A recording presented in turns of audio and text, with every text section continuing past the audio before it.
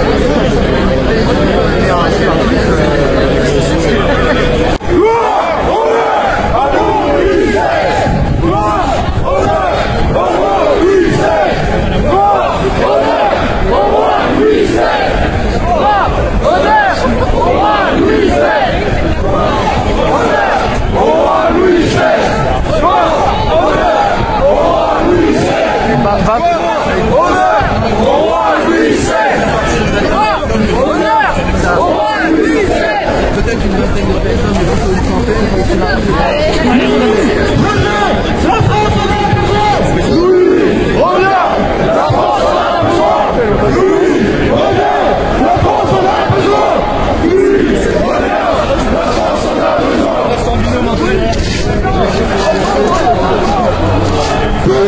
Paris, souviens-toi. Paris, souviens-toi. Paris, souviens-toi. Paris,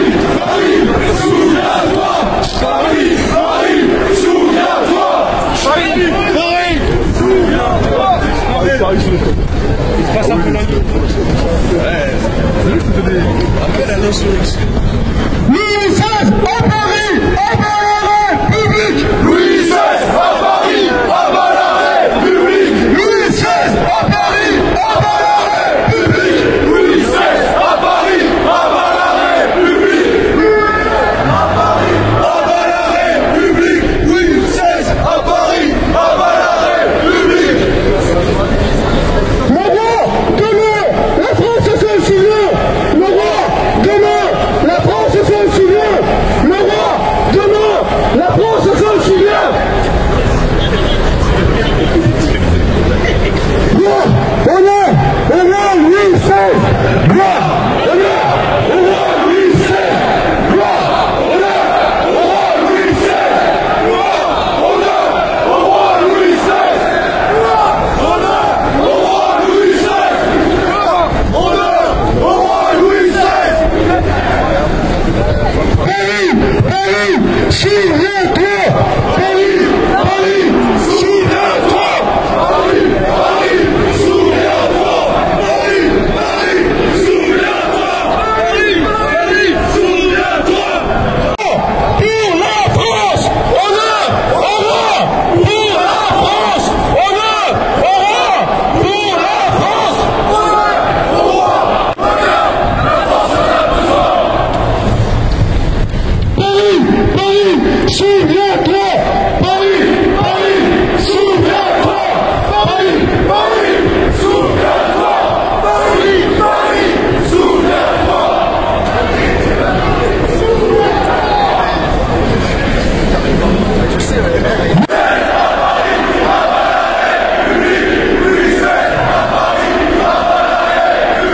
Louis XVI à Paris, à bas la République. Louis XVI à Paris, à bas la République. Louis XVI à Paris, à bas la République. Louis XVI à Paris, à bas la République. Nous sommes ici, jeunes et anciens, tous solennellement pour se rappeler que si l'esprit se souvient, la flamme se maintient.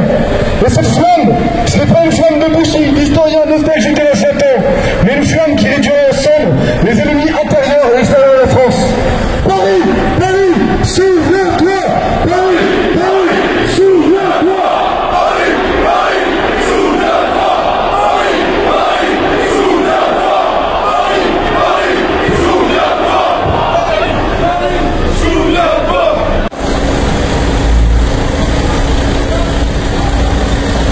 Nous sommes cette France qui ne sait pas les futur. Pas du tout. Quel fils sont baptisés? Juste celui qui gagne le film en fait. D'accord.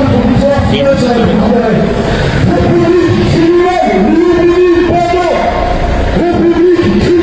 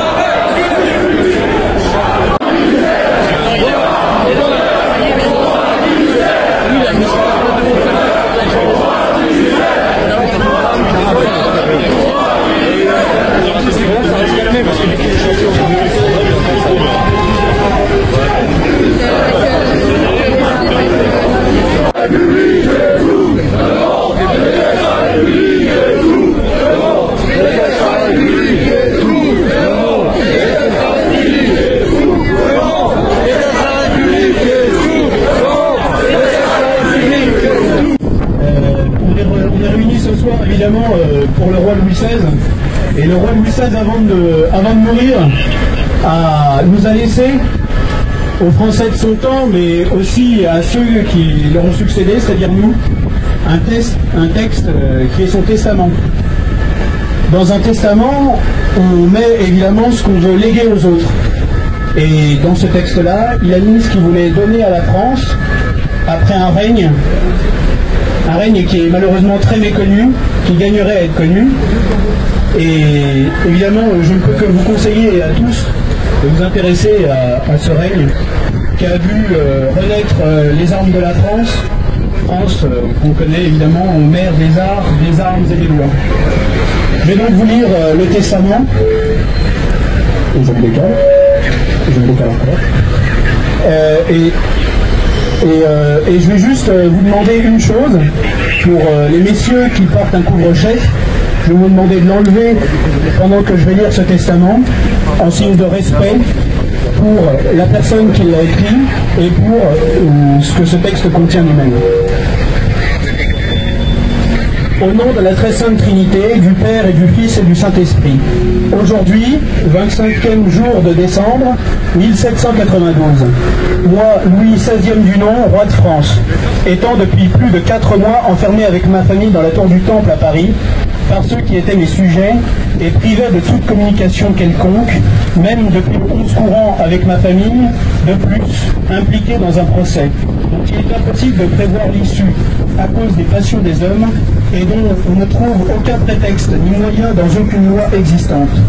N'ayant que Dieu pour témoin de mes pensées, et auquel je puisse m'adresser, je déclare ici en sa présence mes dernières volontés et mes sentiments. Je laisse mon âme à Dieu, mon Créateur. Je le prie de la recevoir de sa miséricorde, de ne pas la juger d'après ses mérites, mais par ceux de notre Seigneur Jésus-Christ, qui s'est offert en sacrifice à Dieu son Père, pour nous autres hommes, quelqu'un digne que nous en fussions, et moi le premier. Je meurs dans l'union de notre Sainte Mère, l'Église catholique, apostolique et romaine. Je prie tous ceux que je pourrais avoir offensés par inadvertance, car je ne me rappelle pas d'avoir fait sciemment aucune offense à personne, ou ceux à qui j'aurais pu avoir donné de mauvais exemples ou des scandales, de me pardonner le mal qu'ils croient que je peux leur avoir fait. Je recommande à Dieu ma femme, mes enfants, sa sœur, mes tantes, mes frères, et tous ceux qui me sont attachés par les liens du sang, et par quelque autre manière que ce puisse être. Je prie Dieu particulièrement de jeter des yeux de miséricorde sur ma femme, mes enfants et ma sœur. Je recommande mes enfants à ma femme. Je n'ai jamais douté de sa tendresse maternelle pour eux. Je lui recommande partout d'en faire de bons chrétiens et d'honnêtes hommes, de leur faire regarder les grandeurs de ce monde que comme des biens dangereux et périssables, et de tourner leur regard vers la seule gloire solide et durable de l'éternité. Je prie ma sœur de bien vouloir continuer sa tendresse à mes enfants, et de tenir lieu de mère, s'ils avaient le malheur de perdre la leur. Je recommande bien vivement à mes enfants, après ce qu'ils doivent à Dieu, qui doit marcher avant tout, de rester toujours unis entre eux, soumis et bienveillants à leur mère, et reconnaissants de tous les soins et de toutes les peines qu'elle se donne pour eux. Et en mémoire de moi, je les prie de regarder ma sœur comme une seconde mère. Je recommande à mon fils, s'il avait le malheur de devenir roi, de songer qu'il se doit tout entier au bonheur de ses concitoyens. Qu'il doit oublier toute haine et tout ressentiment, et notamment tout ce qui a rapport au malheur et au chagrin que j'éprouve. Qu'il ne peut faire le bonheur des peuples qu'en régnant suivant les lois, mais en même temps qu'un roi ne peut les faire respecter, et bien le faire, et faire le peu qui est dans son cœur, qu'autant qu'il a l'autorité nécessaire, et qu'autrement, étant lié dans ses opérations et n'inspirant point de respect, il est plus nuisible qu'utile. Je pardonne encore très volontiers à ceux qui me gardaient les mauvais traitements et les gênes qu'ils ont cru devoir user envers moi. J'ai trouvé quelques âmes sensibles et compatissantes, que celles-là jouissent dans leur cœur de la tranquillité que doit leur donner leur façon de penser. Je finis en déclarant devant Dieu et prêt à paraître devant lui, que je ne me reproche aucun des crimes qui me sont avancés contre moi. Fait en double à la Tour du Temple, le 25 décembre 1792, signé Louis. Le roi, vive le roi! Gloire,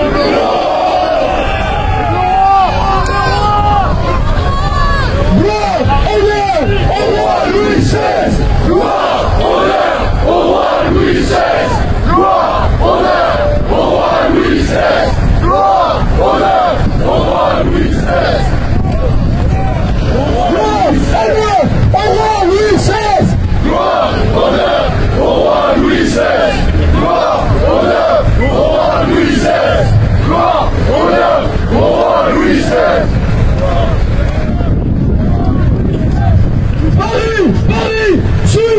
souviens-toi! Paris, Paris, souviens-toi! Paris, Paris, souviens-toi! Paris, Paris, souviens-toi! Paris, Paris, souviens-toi! Paris, Paris, soulève-toi! Paris, Paris, soulève-toi!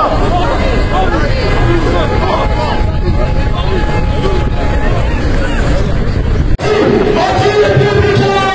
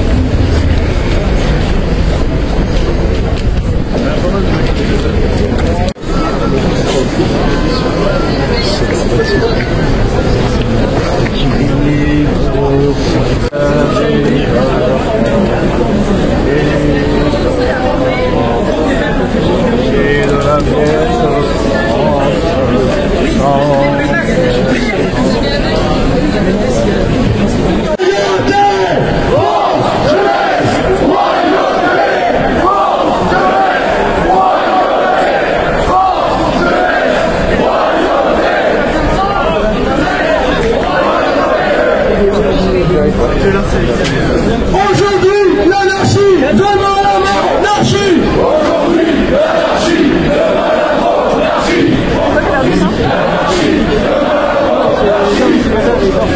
la monarchie.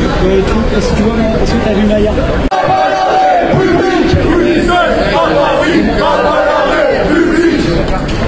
Aidez-moi, je vais la mettre. Gloire, honneur, au roi Louis XVI. Gloire, honneur, au roi Louis XVI. Gloire, honneur, au roi Louis XVI. En jaune. Comment ça? Gloire, honneur, au roi Louis XVI. Et c'est journaliste? Oui, non, je suis persuadé, je n'ai pas de carte de presse, je veux dire. Ah oui, non, pas de souci. Le roi à Paris, à la République. Comment? Je sais pas si je ne l'ai pas demandé parce que des problèmes de caméra, donc pour l'instant, voilà. Pourquoi vous voulez que je vous interroge? C'est pas nous, c'est pour vous, pour votre média. Non, non, mais très bien, je préfère me faire de façon instinctive, on va dire. Après, si vous cherchez...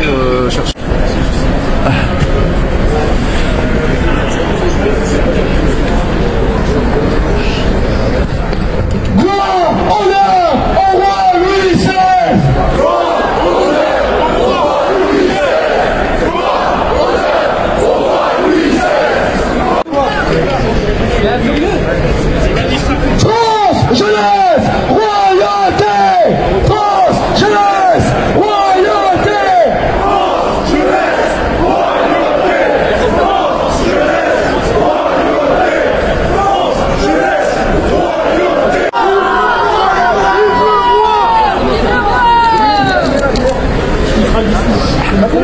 Maccabée!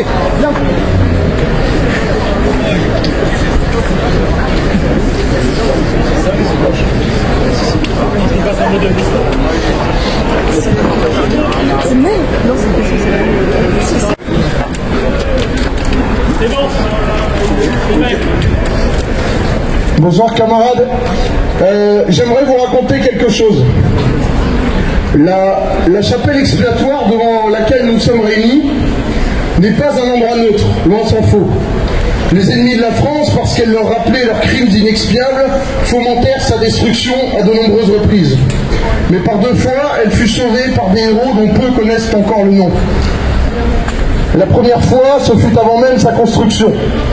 Quand les fleuves de sang français avaient suffisamment débordé dans le gosier des assassins à la solde de la bourgeoisie parisienne, un discret magistrat royaliste nommé Louis Descloizeaux racheta innocemment la fosse commune de la Madeleine où gisaient les guillotinés de la place de la Concorde. Une vingtaine d'années plus tard, il l'a transmis à Louis XVIII pour que ce dernier puisse exhumer la famille royale qu'on avait aussi jetée dedans, qu'il puisse l'enterrer à Saint-Denis et construise ici l'église que nous connaissons. La seconde fois, ce fut au tour de la commune de vouloir la détruire. Ce jour-là, un homme du nom de Jacques Liebman se fit alors passer pour un investisseur américain, déclara vouloir racheter les pierres de l'édifice et enterra l'affaire dans des pourparlers jusqu'à la défaite des communards. C'est ainsi que cette chapelle tint debout jusqu'ici. Rendez-vous compte, camarades, que le destin de ce monument, dénonciateur des crimes de la bourgeoisie révolutionnaire, s'est scellé à plusieurs reprises sur le fondement d'un seul homme, d'un anonyme surgi au bon moment, qui décida qu'était venu pour lui le jour de faire sa part. La France, dans le déclin qu'elle traverse, a besoin de nous et a besoin que nous soyons héroïques, chacun à notre manière. Sa survie tient à ce que, lorsque notre chemin personnel croise celui de l'histoire, nous ne faiblissions pas et que nous devenions à notre tour, à notre mesure, des Liebman et des Descloizeaux du XXIe siècle. Je n'inventerai pas l'eau chaude si je vous disais que les augures sont pour le moins mauvaises quant à l'avenir de notre pauvre patrie. Songez, chers amis, qu'il y a 1 an, nous parlions ensemble du fait que bientôt, nous serions dépossédés de pratiquement tout.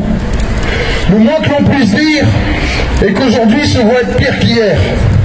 Alors que la clique politicienne complote afin de nous faire travailler plus longtemps pour nous taxer de plus en plus. Alors que les artisans de notre pays doivent honorer des factures d'électricité s'élevant à plusieurs dizaines de milliers d'euros par mois.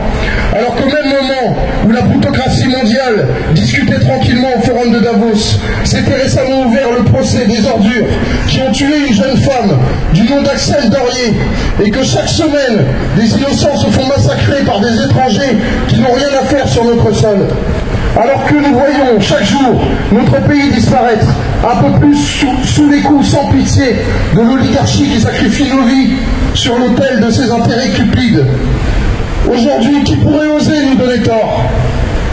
Il est fini le temps où le voile du mensonge protégeait les gouvernements du constat implacable et documenté qu'il existe en France une guerre menée par une minorité scélérate contre la multitude des Français qui ne demandent pourtant qu'à vivre de leur côté, parmi les leurs, à gagner leur pain honnêtement et à vivre juste avec ce qu'il faut. Ce qui nous semble à tous être le bon droit du peuple français lui a été dérobé depuis trop de temps. Et ils aiment le saignant blanc, ce peuple, prendre chaque jour une part de plus dans leur assiette, faire peser toujours plus le poids de leur brigandage sur le dos des gens qui ne sont pas grand-chose, parce que le français n'est finalement rien d'autre pour eux qu'une vache à lait, une espèce d'animal un peu bourru que l'on malmène ou que l'on massacre à l'envi, sur qui l'on peut cracher sans recevoir, on peut se moquer sans... C'est que la volonté de notre peuple de s'en sortir vivant sera demain plus forte et nuisible à leur empire, précisément parce qu'aujourd'hui, ils nous traînent plus bas de terre. Chaque coup qu'ils nous portent nous pousse à mieux nous organiser. Chaque censure qu'ils imposent nous oblige à redoubler de ruses. Chaque tentative mise en place pour dissoudre et anéantir la révolte qui gronde nous durcit, nous fortifie dans la certitude qu'un jour, ils tomberont et que nous reprendrons tout ce qu'ils nous doivent. Notre révolte contre ce chaos meurtrier qui règne en France depuis plus de 2 siècles ne relève pas du nid des vagues. Elle n'est pas due à des digressions de l'esprit. Elle est née du malheur et de la colère d'un peuple qui souffre au point de ne plus savoir qu'il existe. Les gens qui nous gouvernent n'ont aucune intention de mettre fin à leurs agissements. Ils savent très bien que plus nous avançons, plus ils reculent, et que notre survie dépend de leur disparition. Voilà pourquoi notre combat ne peut qu'être total. Voilà pourquoi aucun de nous n'a le droit de faiblir.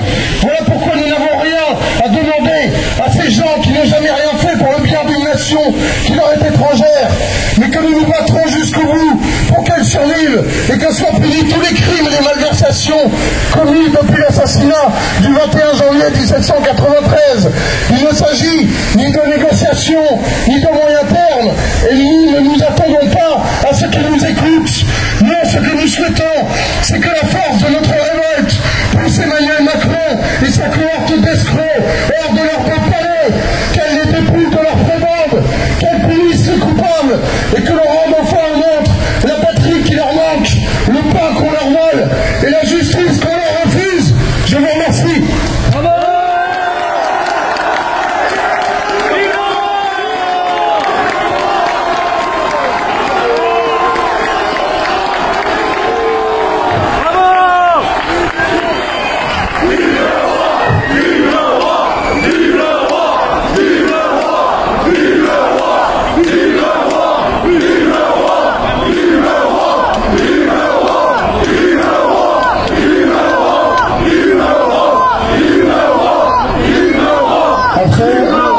Après ces mots pleins de vitalité, place au recueillement. Nous allons observer 8 minutes de silence pour tous les messieurs. Je vous encourage à enlever vos couvre-chefs en signe de respect. Nous allons déposer une gerbe au pied de la chapelle.